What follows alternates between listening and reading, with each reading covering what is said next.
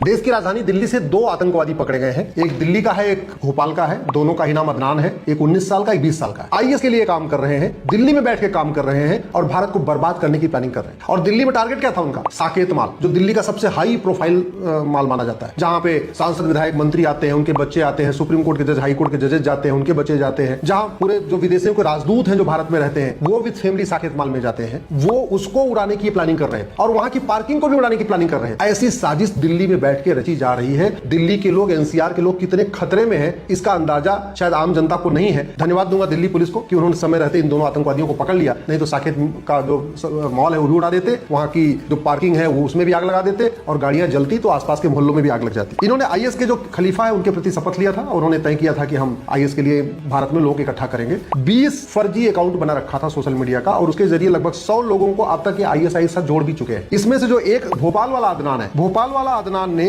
ज्ञानवापी वाले केस में जज को धमकी दिया था। 1 साल के लिए जेल भी गया था, लेकिन फिर वही सुप्रीम कोर्ट का अरनेश कुमार जजमेंट आ गया तो इसको बेल मिल गई और बेल मिल गई। अब ये दिल्ली को उड़ाने की तैयारी कर रहा था। अगर जेल में रहता, अगर जब इसने पहली बार रवि कुमार दिवाकर को धमकी दिया, उसी समय इसका narco polygraph brain mapping test हो जाता और इसको 20-50 साल सजा हो जाती, इसकी प्रॉपर्टी जब हो जाती, इसकी सिटीजनशिप खत्म हो गई होती, तो आज ये दिल्ली को उड़ाने की साजिश नहीं रचता। मैं पहले भी कई बार कह चुका हूं, भारत में जो अलगाववाद है, आतंकवाद है, जिहाद है, मजहबी उन्माद है, इसके लिए जितना जिम्मेदार सरकार है उतना ही जिम्मेदार सुप्रीम कोर्ट है।